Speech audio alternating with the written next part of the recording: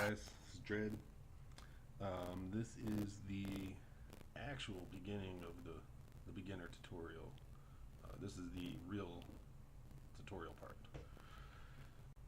First thing I would do is once you've installed the template, it'll probably put it in whatever folder you pick. It'll ask you to pick a folder. You may want to go ahead and add that folder here to your places. Just show you that real quick. Right there, underneath your places.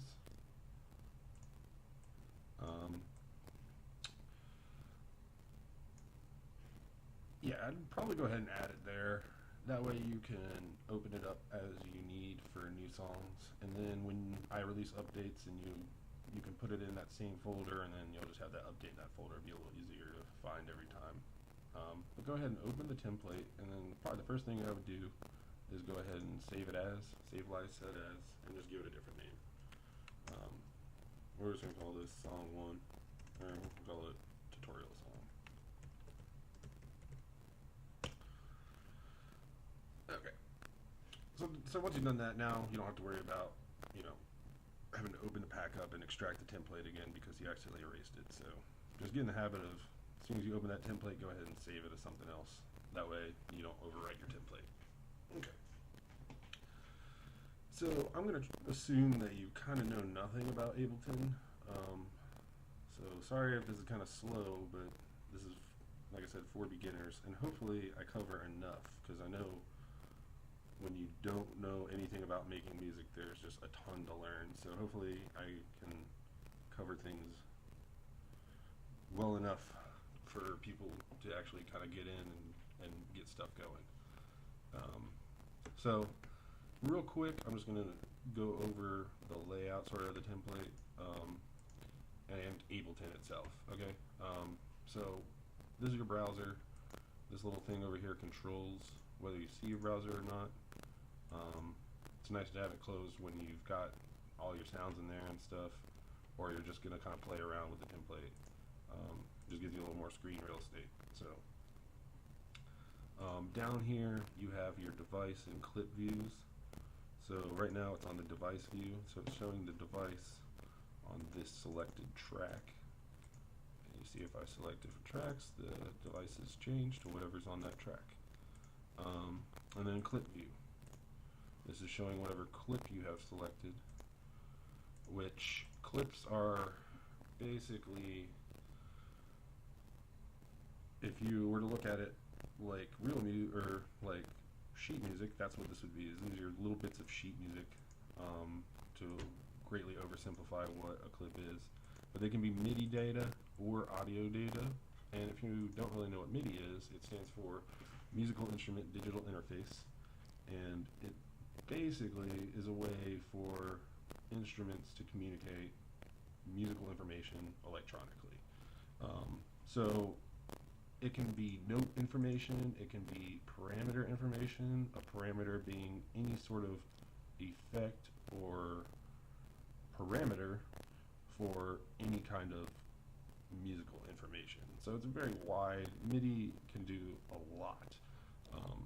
And so you'll hear a lot of talk about that. If you don't know, if you want to know more about MIDI, which I definitely recommend learning if you want to make electronic music, then there's plenty of magazines, tutorials, pages out there, all sorts of information on using MIDI and stuff. I'm going to cover some basics here just so you can work with this template, but there's a lot more than what I'm going to show you, and that kind of applies to everything. I'm going to show you guys a lot of stuff. I'm going to show you some ideas and ways to expand with what's here, but I'm not going to show you everything you can do, because there's tons of things you can do. And I'm also not going to show you like all these, like every single step of every bit of the process. I'll probably kind of glance over or gloss over a couple things, because there, a lot of things like mastering and mixing, I'm just going to touch on that and do a mix down of this, so you can kind of see a mix down and start mixing down yourself, and then you can go from there. So yeah, it's the clip and device view. These are all tracks which are different either sounds, or you can have audio tracks or MIDI tracks. You can have instruments on them. Basically each track allows you to have a sound isolated by itself. Okay, so just our snares on this track, just our hats on this track. This track has kicks and claps. So you can make new tracks. This track over here is just where my mic is coming in, so you won't have that in your template. But you Control T adds a track, or you can right click and insert audio track, or insert MIDI track, or Control Shift T. And you can also insert return tracks, which I don't have any in this template. I'm not going to really get into that. You should learn how to use them though, and use them, but I'm not doing that at the moment in this template, so we can get to that later. So that's a rough overview. Now, this is the session mode, as it's called in Ableton, and you can see and switch between session and arrangement mode with these little buttons over here. So this is your arrangement mode, and then this is your session mode. And you don't have to ever use either mode. You can pick one and just do everything there. Typically, though, you write out your arrangement and your track in arrangement mode, once you're like laying out the structure of it and everything. Traditional workstations, like before Ableton, this is basically how they work, is just like arrangement mode. Like that's the standard kind of workstation interface is like this. So a lot of tutorials that maybe are in like Logic or Pro Tools or something, they're going to look more like this arrangement mode, and that's like the workflow that most people use. The session mode is really good for jamming out ideas and also for performing live. There's something unique to Ableton, or I guess like other people are starting to kind of implement things, Bitwig's got stuff like that, although it's whatever from Ableton kind of. Anyway, this is kind of what sets Ableton apart. I feel like this and a lot of these other tools in here that are in this template. So just know that those exist. You can do stuff over here and then come back over here. Like, see if I launch a scene. These are all your scenes, which launches this horizontal strip here. You can launch a scene. See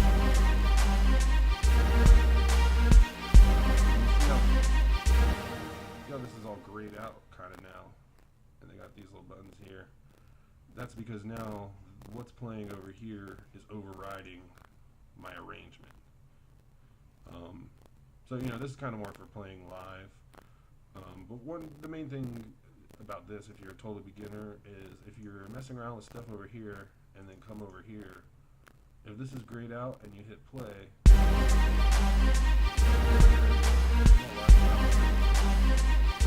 you might be like, why is it not playing that part? Then it's because you're still in session mode. So click this little guy right here, and that brings you back to the arrangement. That to show you that again. So you got a scene playing, and you see now this button's here. Click it, and now when I come here, it should actually play what's here.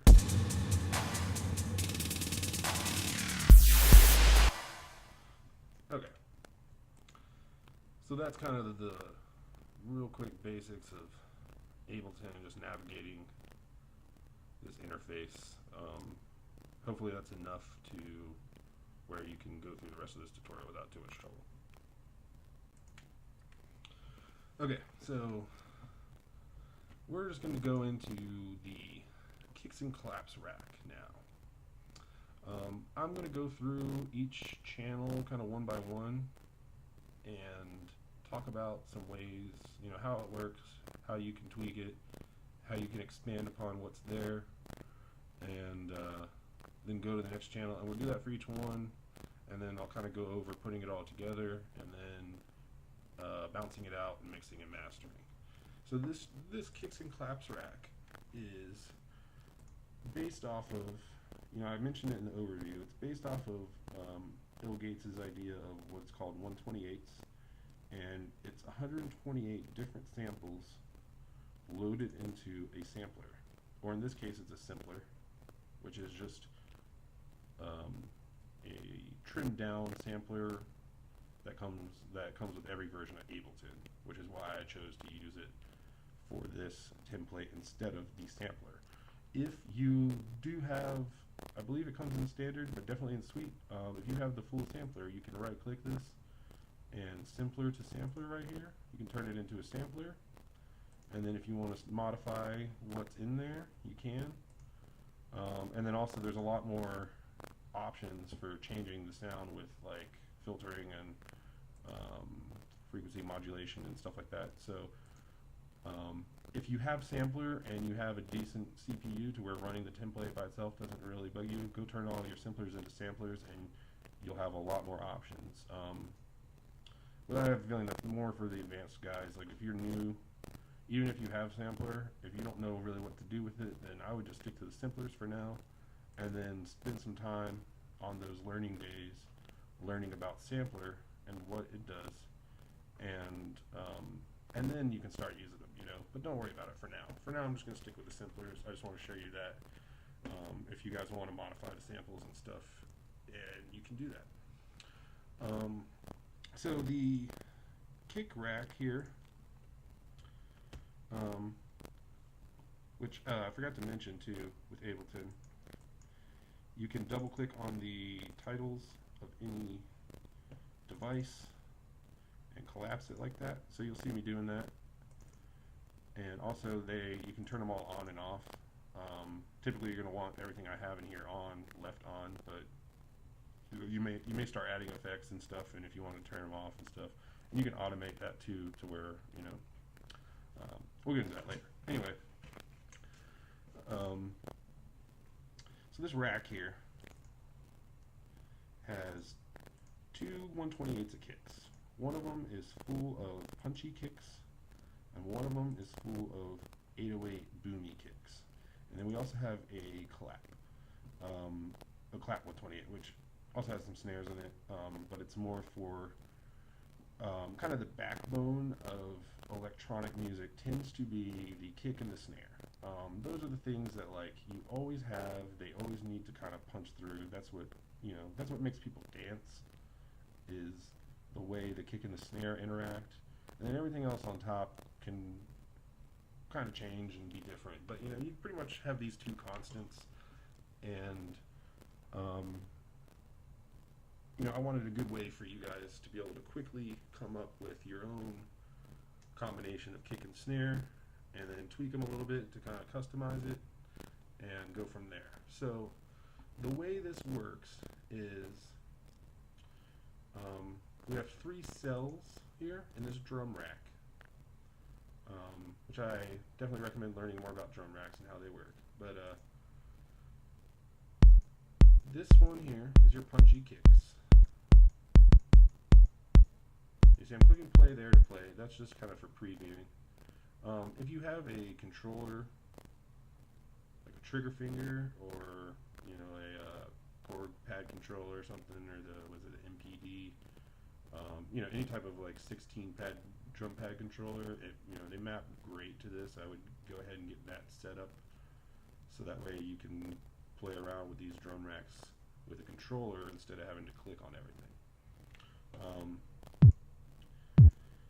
So these kicks and a clap, just show you here.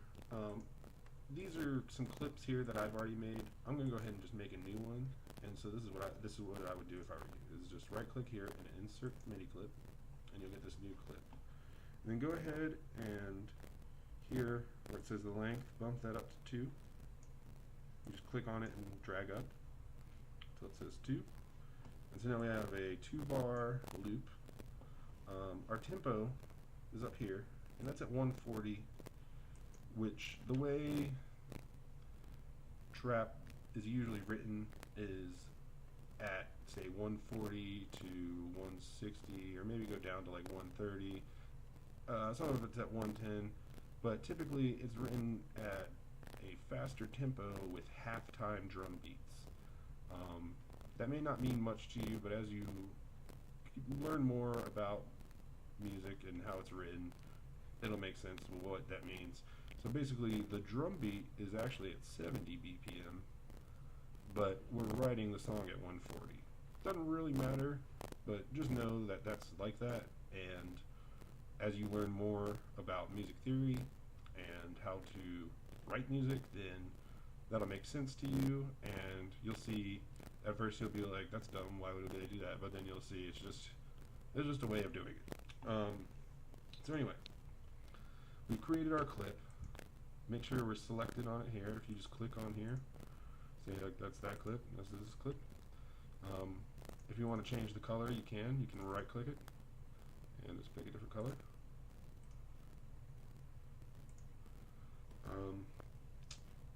And so that's up there. Down here in our clip view, which if you're not in the clip view, make sure you're over here. You see we have 3 lines here, and then this little piano roll is what it's called. And this is the drum rack, where each cell in your drum rack gets a slot here, but if you don't have anything in that cell, you don't have an extra slot, and that's one of the reasons I like drum racks. Like if you come over here to this clip, you can see this is just a regular MIDI clip, and you see it's got the whole spectrum of frequencies and notes you can pick, which is cool. It's good to have, but you know, something like on your drums, you only have so many things. It makes it a lot easier to only have those couple things available instead of all these different notes. Yeah. So we'll go back to this clip. So a typical break beat, which is kind of the foundation of most bass music, it's a break beat versus a 4 to the floor, or what the typical house beat, as most people call it. The main thing that does that is not having a kick all the time. So let me just show you real quick. What would be a house beat in trap? A halftime house beat is having a kick on the 1, a kick on the 3, and then a kick on the 2, the second bar, and then on the 3 of the second bar, which sounds like this.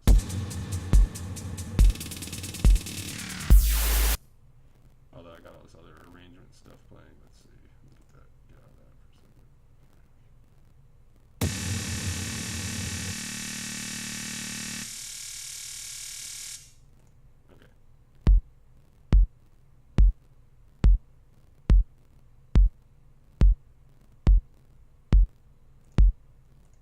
Okay, so that's like a house beat or trance beat, whatever, 4 to the floor.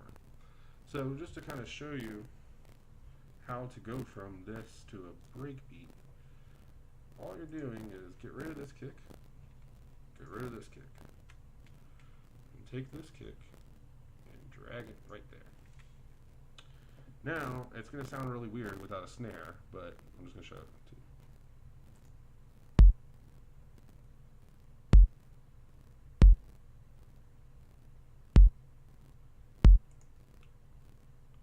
So you see it's off beat now. So now I'm going to throw in the snare, which is or clap, right? And those go into 3. Those pretty much always go into 3. You can have them afterwards to kind of add. Yeah, you can add some excitement to the track by, you know, on like a fill, by adding more snares back here. But pretty much always you're going to want a snare on your 3s. So let me show you what that sounds like.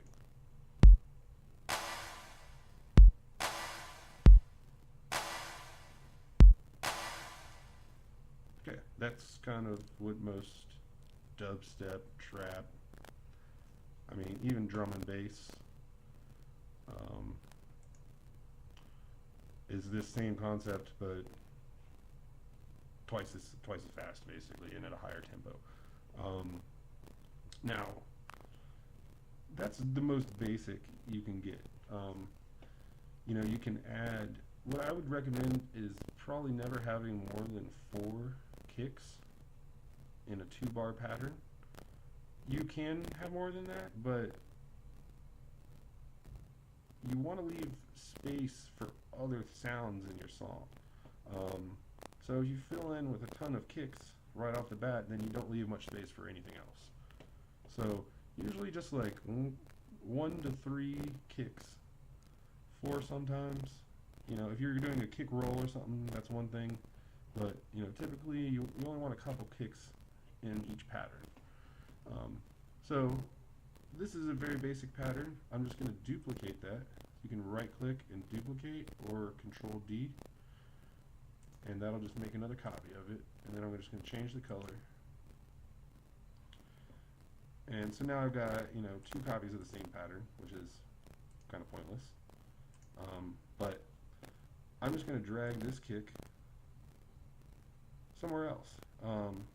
This is a good spot, I know, but you can try just any position, and then listen to it and see if you like that groove that it has. So I'm going to show you this one now.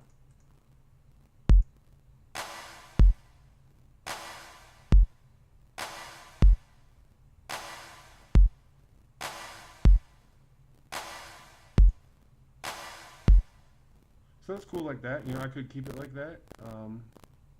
I feel like it needs something down here, so I'm going to throw another kick right here at the end. And see how that sounds.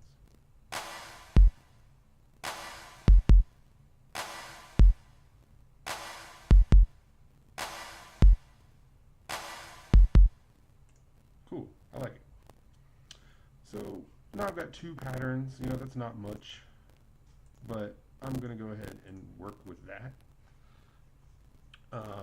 And then I actually have these patterns that I made before, so I have those to play with. So now what I want to do is pick out the actual kick sound I want and the snare sound I want.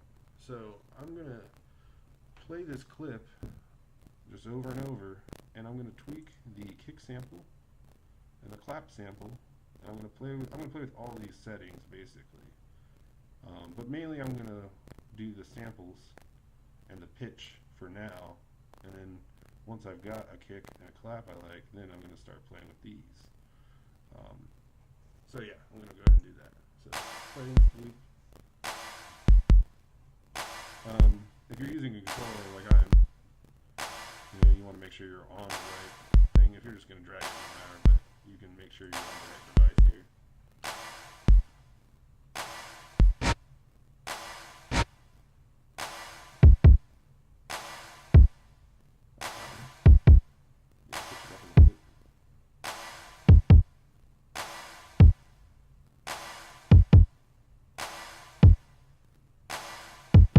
Like that kick. And pick the clap.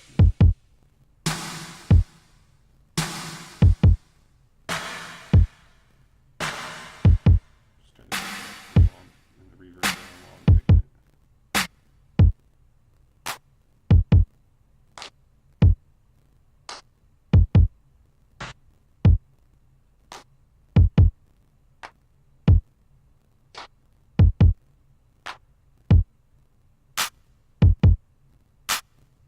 Kind of like that one. Put some reverb on it. Maybe actually pitch it down a little bit too.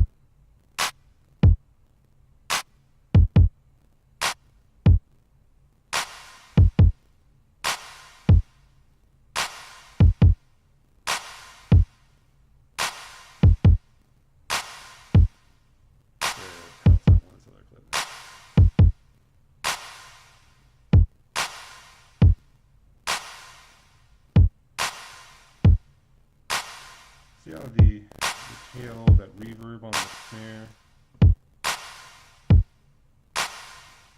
dies just a second before that kick comes in? I actually want to get it right here. This is just something I like to do. You don't have to do this, but I'm going to turn the reverb time up to where that tail goes all the way to the next kick.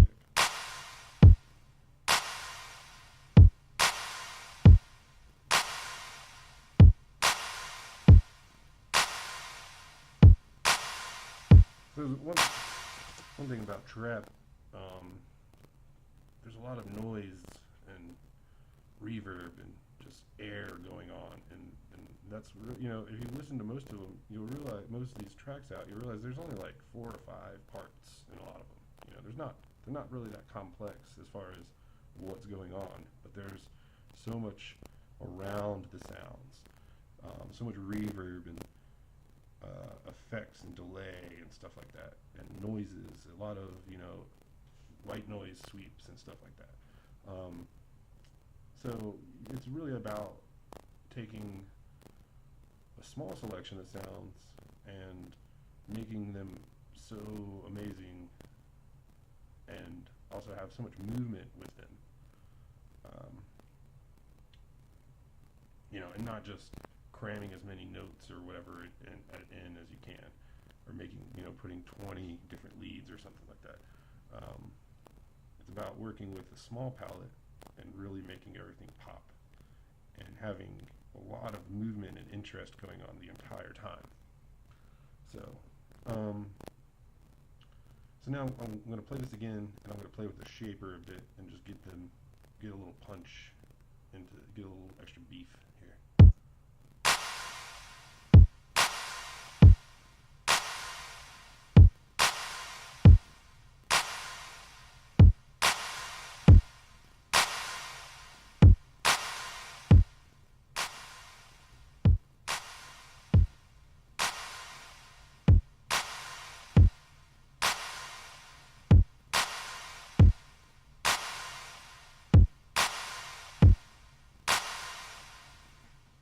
Okay, so if you see what I did there, I turned the drive up a lot on that shaper, but I turned the dry wet down, and that's giving me a lot stronger distorted signal through the shaper, but I'm just kind of mixing in only part of it.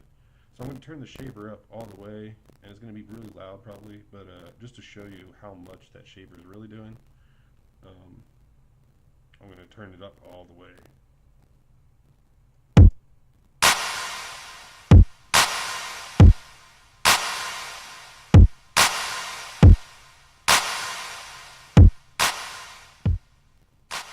So see, this is without the shaper at all. And so I'm just kind of mixing in, blending in a bit of it with this dry wet, which is just going from no shaper to full shaper. So typically you're going to want this somewhere in the middle, or some sort of blending, not all the way off or all the way on. Oh, there's good.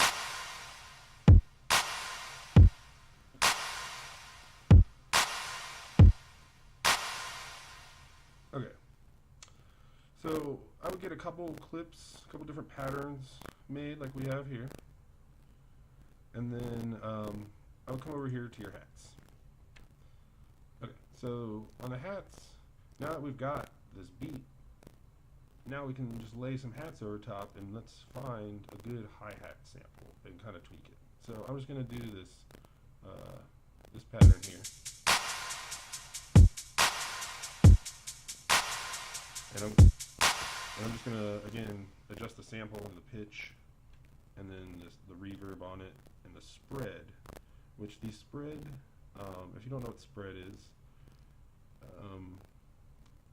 I honestly don't know exactly what it's doing, and it uses kind of delay and phasing to basically add a stereo element. So typically the way spread works is if your spread's at 0, your sound is mono, kind of locked to the center of the stereo spectrum, whereas if you go to 100%, then you're going to hear it all the way from both sides and not from the middle as much.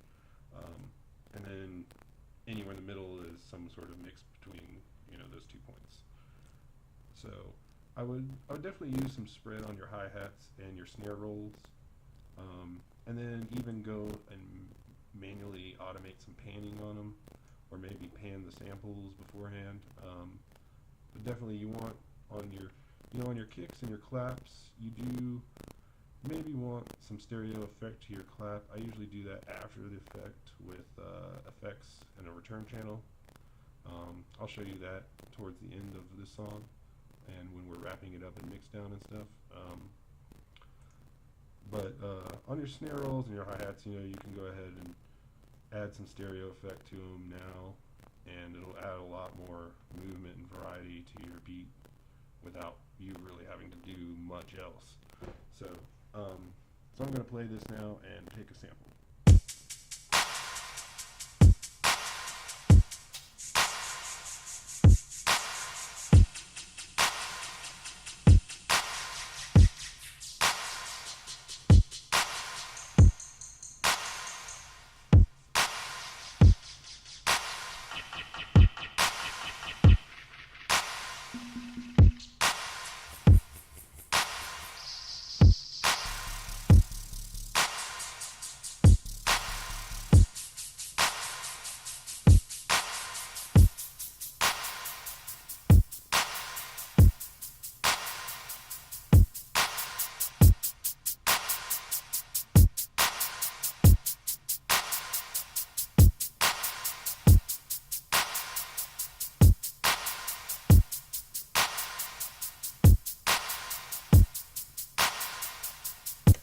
Okay, so just adjust them to taste.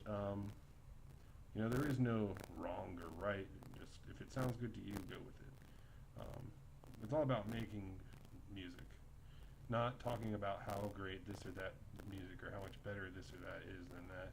Just fucking make it, you know. Let other people talk about it. You make it. So that's, you know, real quickly there, I was able to go through a bunch of different hi-hats, find one I liked, and then adjust it to pretty much where I want it, you know. I'll do more to it later, but that it's already at a decent point where now I can move on. So I'm going to come over here to the snare rack now, which you will notice I talked about it in the overview, but you'll notice these are the exact same rack, just on two different channels with two different sets of clips. You could drag all these clips over here and do it all on one if you want. I just laid it out like this because it's easier, tighter for the actual template. Feel free to adjust where things are at and stuff like that. So anyway, now that we've got this, I'm going to play this top snare clip. Actually, let me turn the hi-hat off for this, so we can hear the snare and the beat. And I'm going to go ahead and pick down here, sample, pitch, and spread.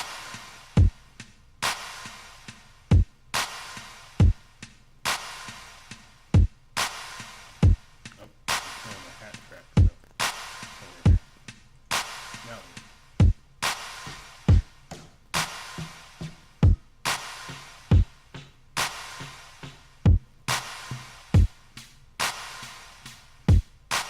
oh yeah.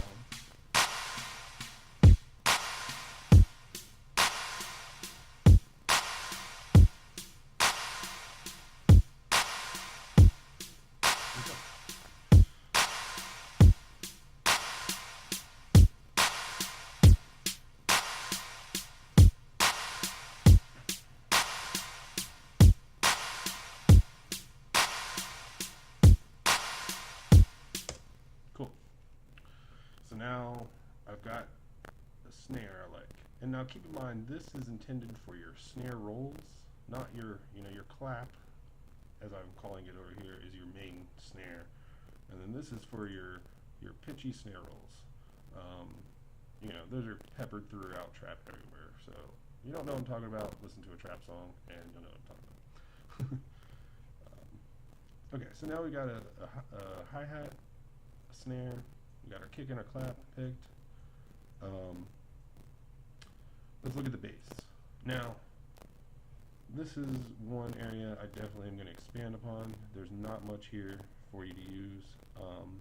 I would actually recommend, if you have a plugin like Massive, or if you have, you know, some Ableton instruments like Operator Analog or whatever, I would use, you know, some patches from there, use a synth there.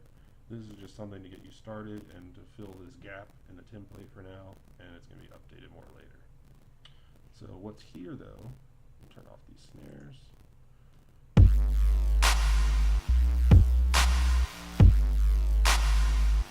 You know, it's kind of like a dub trap steppy type bass, I guess. if you don't want that high end on it and want more just a regular trap sound, here's what I would do. I would get rid of, in the chain list here for the rack, we got two chains. There's a sub bass basically, and then the top end. I would just delete the top end, and then duplicate this sub, and then view the devices, and on the sub here, that's already at plus 18. I would bring that up another octave, which is 12 semitones, so up to 30. Let's see how that sounds.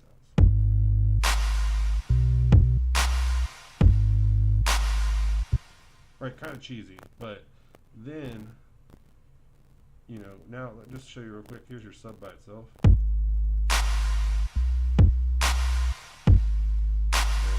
then here's the high end by itself.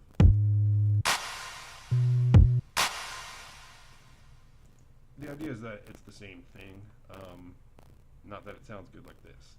But then, this is where, you know, I would go explore some sound design tutorials and stuff, but this is where, you know, throw some effects on that high end, tweak it out a bit, and then you're working with that sub still, so it's going to mesh with the actual sub really well, and then you can also use compression to kind of glue it back together and get it to sound like it's just the sub, but it had, you can add a lot of higher end harmonics to make it stand out in the mix more and have more drive, you know. So one thing I like to do is just throw a saturator on it. Or actually, I guess first I like to throw an amp.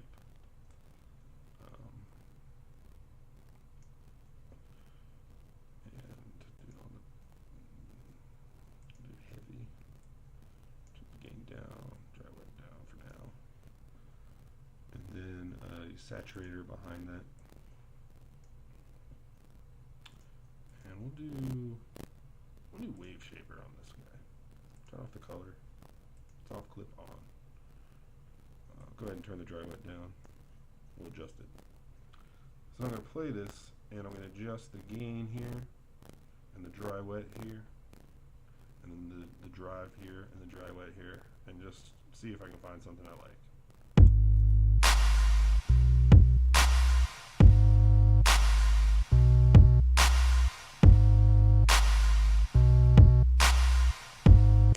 One other thing, set your output to dual here if it's on your top bass, your high end bass, and that's gonna give it we got more stereo presence. So.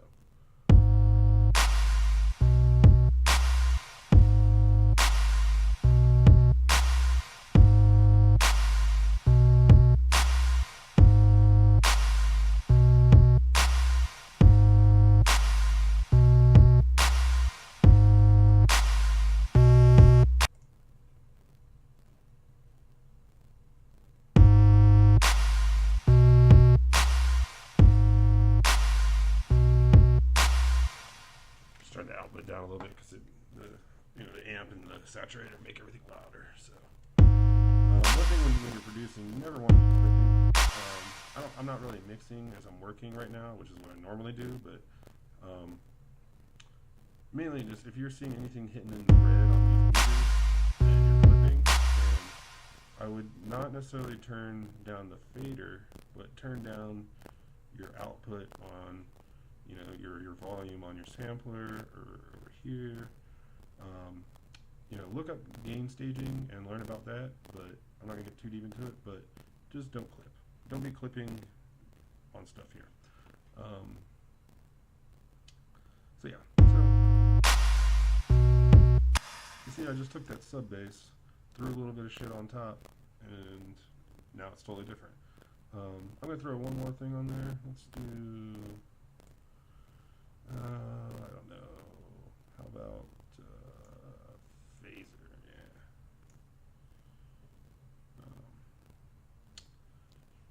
Yeah. And I definitely spend time learning all the effects in Ableton and any plugins you buy or whatever.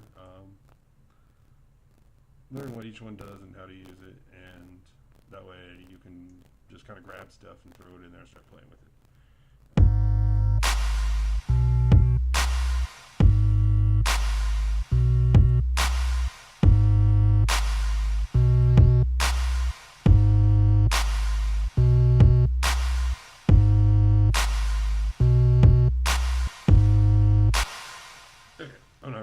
into the phaser and what I was doing there, but you know, if you want to copy me, you kind of watch what I did. Nothing's crazy. So mainly I'm just trying to give you some ideas on what you can do with your bass. You know, you can also do all that stuff to that top patch that I had in there, and that'll give you kind of a dirtier bass. Or like I said, just replace this with a plugin. You know, use Massive or whatever. If you're more familiar with that, then you can do that for your bass. The main thing that I'm doing though is I am using the sub bass from this rather than any kind of 808 kick. I mean, even though the kick's probably from an 808 sample, it's not that big boomy sub bass kick. You know, there's sort of two ways to get that with trap music. You can have the boomy sample that has that sub in it, or you can use another synth or something to actually provide that sub, and then you can use things like side chaining and automation to help kind of add some movement between the two if you want.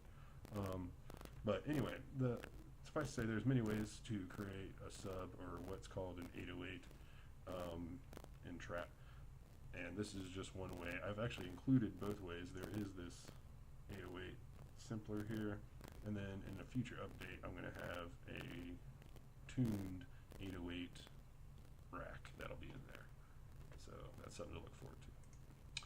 So that's the bass. Now we got a bass we like. Now we got, you know, some beats we like. We got our hats and snare samples ready to go.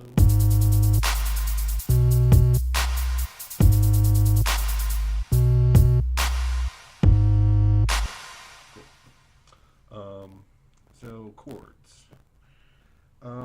Chords is one of those things that, chords themselves, not this chord rack, but chords I would definitely learn at least the very basics of how chords and intervals work, and scales, like I talked about earlier with music theory.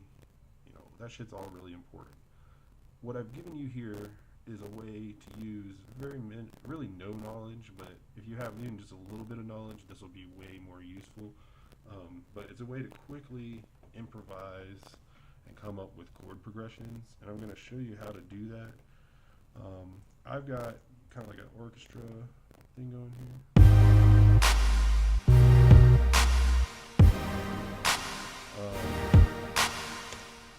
You can swap this out with like any sort of strings, pianos, really anything, but usually chords, like think about instruments that play chords typically, like a piano, guitar, stringed instruments like, or bowed string, like, you know, violin, etc. Some things that don't play chords typically would be, you know, like a bass guitar. You know, usually your low end stuff, you're playing singular notes, not necessarily a chord. Now you're playing an arpeggio, which is very simply put a broken up chord. A chord is a group of notes that work together musically, in a simple definition, and an arpeggio is those same notes, but rather than playing them all at once like this,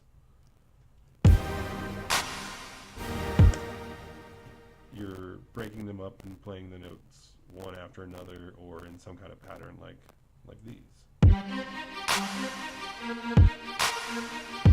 So those are all individual notes, but together, if you were to take all those notes and play at the same time, it would be a chord. So that's a real simple breakdown of chords and arpeggios. And so the chords in your trap song really kind of drive where the song's coming from, where it's going to. So it really puts like a lot of emotion into it. So these are pretty crucial, and I hope this thing here really helps you guys. So you can load any kind of good chord playing sample in here, and just a simple MIDI clip. You know, this is going from a G up to an A sharp, just a minor second, but you know, you can use this clip for now, or really, like, let's do it like this, just so you know, this is something really easy that you guys can do. Just drop in one note, your G.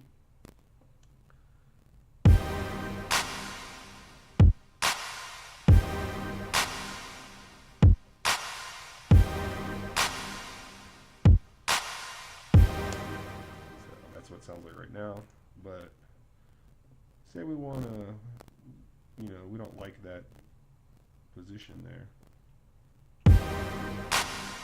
I'm just going to adjust here.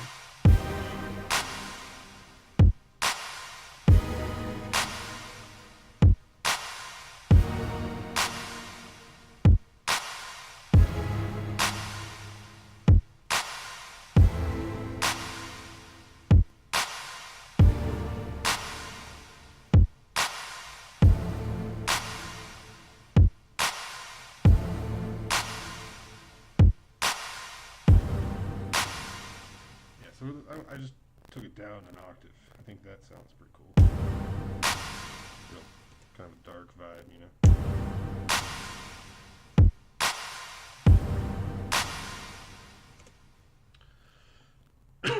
I'm going to play around with the attack and the spread and the reverb for a minute here and just kind of tweak the way this sound works. The attack, if you don't know what the attack is, the way sounds are broken up. I'm just going to turn this into a sampler real quick because it has a better visual of it. So this is an attack envelope or a volume envelope, and your attack is this part right here. So you can see what's happening here is it goes all the way to the top right off the bat. So that means that as soon as I play a note, that sound is at full blast,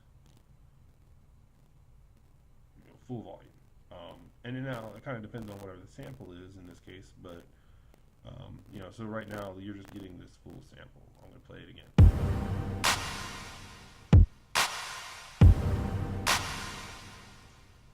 I'm actually going to stop these beats just so you can hear this attack change.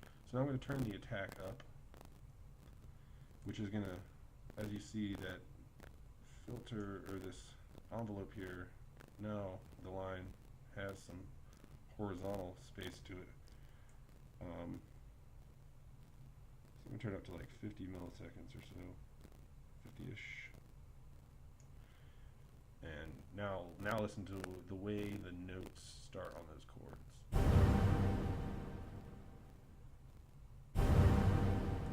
So it's a little more breathy. It's lost a lot of that initial impact. And turn the attack up quite a bit more, to like 300, say.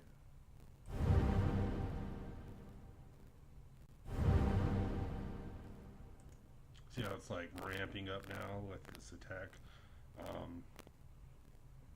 So that's just a real quick example of what the attack is doing and how it changes the sound. So if your chords are popping out too much, then you can do that. Or one thing I really like to do is, like, you know, as the chords are first coming in, have a real long attack on them. You know, like in the intro of your song, have them like this maybe. And then, like, as things are building, you bring that attack up or back down to where they start getting more and more impactful. And then by the end of your song, it's just like, you know.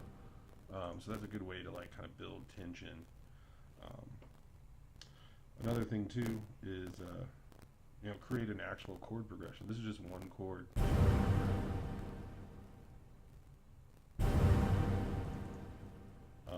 One nice thing about this having a scaler on it here is it's any note data you feed in here is going to get shifted around to where it always plays in key, so you don't have to worry about really even putting in a wrong note over here in the MIDI. So what I would do is come in and just do something else other than G. We're going to shrink this down and then click here and just drag this to where it's only one bar. And then say, we had A sharp before, I think, so let's do like C up here. And just fill that out there. And now we're going to have, you know, kind of like it was before, but it's going to be a different progression.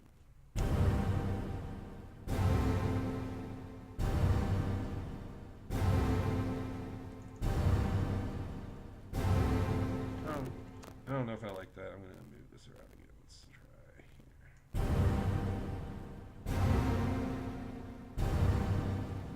Actually, you know what? I'm going to go down.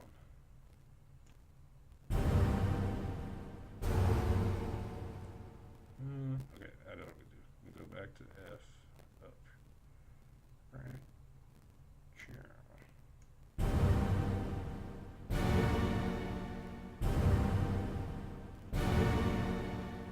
Cool. So now we got a little bit something different than what was there to begin with. We play with the spread and the reverb mainly now.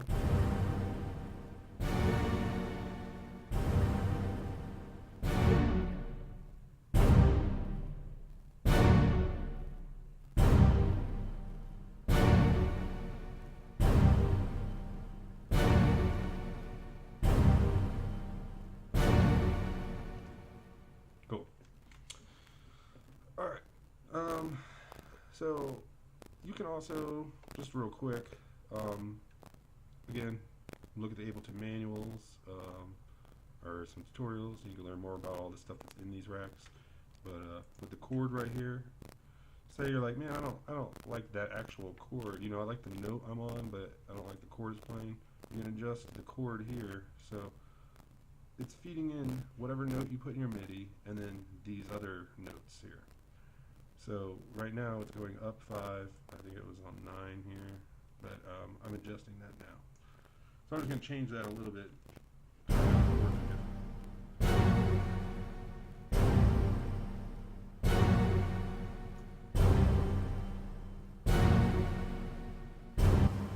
like that.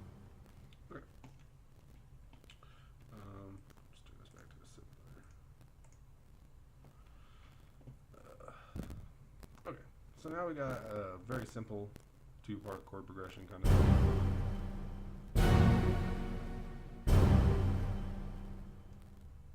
One real quick way to kind of add a second part to your song is to take your chord progression, duplicate it, go and give it a different color, and just take this part here and drag it over here.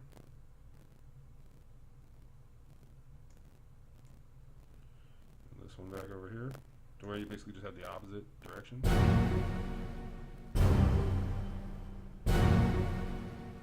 And then maybe shorten one of these and maybe add a second stab or something. You can kind of do different things, but you know, just add a little bit more variation beyond just reversing it. Or sometimes just reversing it'll work, especially if you have a more complex chord progression. You know, like if you have 4 parts, then I would try not just reversing it, but maybe like, you know, drag one part over here and one part up here or something. But just moving around whatever you have just gives you a different, you know, variation that's still using the same stuff, so it'll all work together.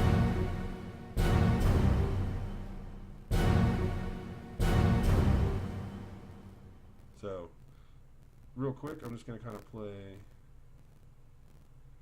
our beat.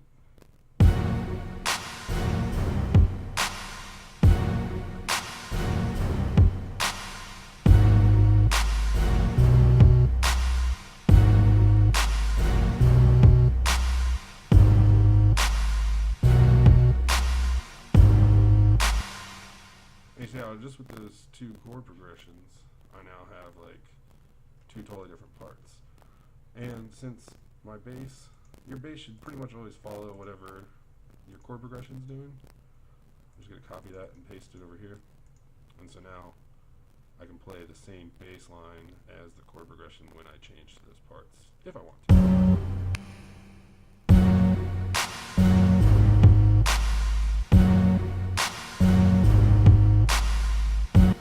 And you notice like this C or this F is real high up here, which doesn't sound as good on that bass. You can, you know, adjust the patch or something, but I'm going to go ahead and just play the F an octave lower, and so that way it'll sound a lot better, hopefully.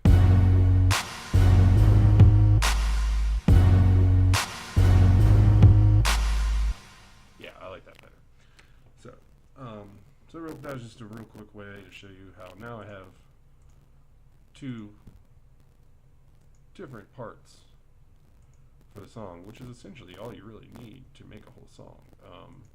And I'll show you kind of how all that plays out later. But so now I'm going to go ahead and oh, that is one thing I didn't do. I changed my thing here? Yeah. I just took out that. Okay. I'll go ahead and put the same MIDI on all those tracks. And I'm going to go ahead and just play what I have with this ARP and see what it sounds like. Okay, so that's, the same thing that was there to begin with. I'm going to go ahead and change that now. So looking at this ARP machine I've got here, make sure I'm on the ARPs track, and down here is your ARP machine. I'm going to just play with the rate and the gate first. These first two macros here, just to show you what they do. The rate changes the rate at which your arpeggiator is playing. So right now it's on eighth notes, and if you adjust it, there's different subdivisions of notes. So I'm going to just kind of play with it and show you real quick how that sounds. And then the gate is controlling how much of your sample is coming through. So at like 7, you'll see when it's real low, it's only going to play like a split second, and then as I open it up, it'll play the full sample with the whole thing come through. So you can use this to kind of tighten up your sounds or give it a more sampled sound where it kind of snaps at the end and just stops. So I'm going to play with that real quick and just show you what those sound like. Actually, I gotta mute this stuff for just the beat.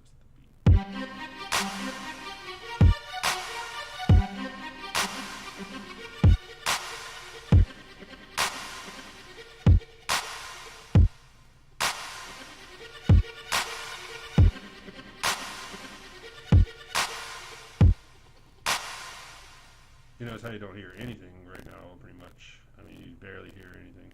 It's because my attack's turned up, so this is actually gating it before the attack has let the sound even come through, so you're not hearing really anything below like this point.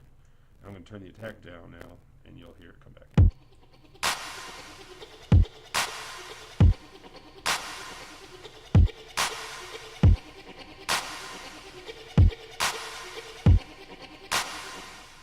Okay, I kind of like that. So now I'm going to adjust the style. You can adjust the pitch if you want to.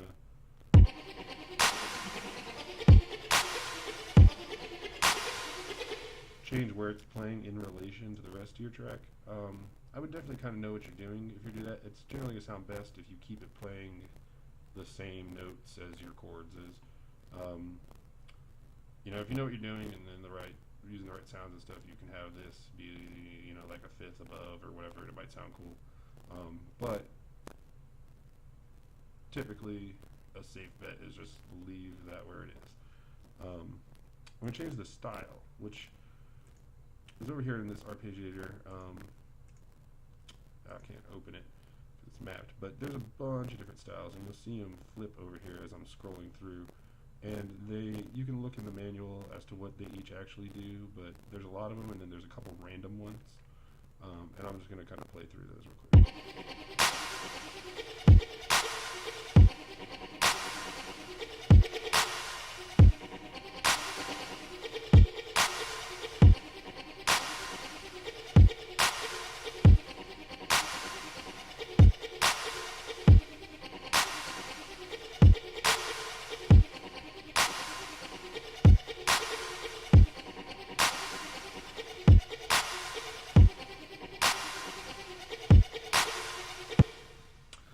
So you can see there, it's basically just changing the way it's going through the notes of the chord and what order they're playing, which can give you different vibes depending on the chords you're using and the sounds you're using. So I just recommend playing around with that until you find something you like. Or another thing I like to do, and I kind of mentioned it earlier, is go down to one of these random ones. random once, random other. And then it'll add random variation in there for you, so you know it's never really the same, which you don't really want in your track. But what you can do is then record the output of this, which I'll do this later. But you can record the output of this, and then find those randomly generated parts that you do like, chop them out, and then loop them, duplicate them, whatever. You can rearrange them, but you use those randomly generated sections to create like an actual full section that you do like. And you can apply that to like leads and other stuff too with this arpeggiator. You know, you can use it to generate sort of like random lines and just loop it for like 8 minutes or whatever, and then go back and listen to that and find the real cool parts you like, and then cut those out and use them. And we'll get into that more later. I'm just showing you, like, that's one of the nice things about using this setup, is having that there. So, okay, so I'm going to play the attack and spread and reverb a little bit, just get this tweaked.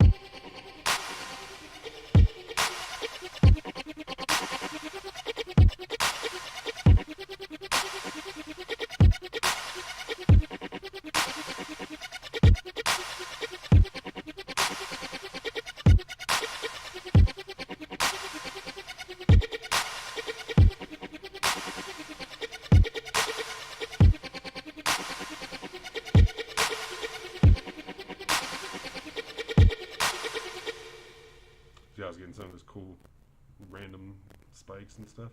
Okay. So that's the art machine. You know, there's, again, play around with different samples here. You know, this is where you can throw like a lead sound in, for sure. Another thing you can do if you want to kind of have a more traditional lead is just duplicate this track, put in a different sample here, or you know, drastically change this, and turn your ARP down a lot, or your rate to where it's like playing like quarter notes or half notes maybe, and turn your gate up a lot so you have nice long notes. Let me show you that real quick.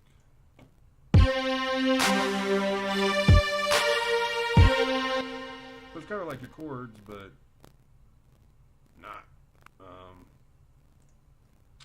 You know, it's controlled by this arpeggiator, so you can have your style be doing a lot of stuff, and you can also get into all the rest of this stuff here, and to get more complex, sort of on the fly melodies and whatnot. You know, like so maybe try like half or quarter notes.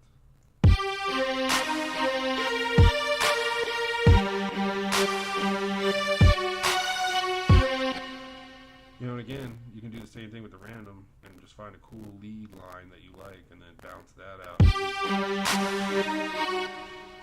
So, but for now, I'm going to just delete that and leave it with what we got here. Okay. These audio effects, these are manually created, and I'm going to show you in a later video how to actually make these kind of effects. These ones are just here to give you, to remind you to do them, or to learn about these, and also to give you something to start with. I'll just play them for you real quick. They're all one shots. Let's stop that real quick.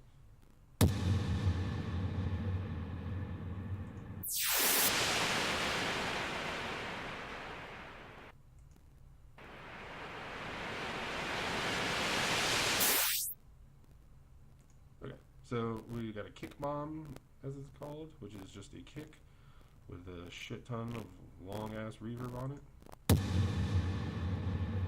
then a sweep out, or just a sweep. This one's kind of going, it's kind of going out, as I call it, and then we got a reverse one coming in, which is literally the exact same sound. Just double click on it, and over here you have this reverse button. There you go. Just reverse it, make it, or duplicate it, and then reverse your sweep, and you have a reverse sweep. And I would recommend doing that to every cool noise you make. Just reverse it and save a reversed copy, because you can use those just as much as the original. And it's like a totally different sound sometimes. And we'll get into that more in a later video. So next, we're going to look at, we've got all this stuff here. And we're going to go over to the arrangement and kind of look at it there and start kind of arranging it into an actual song.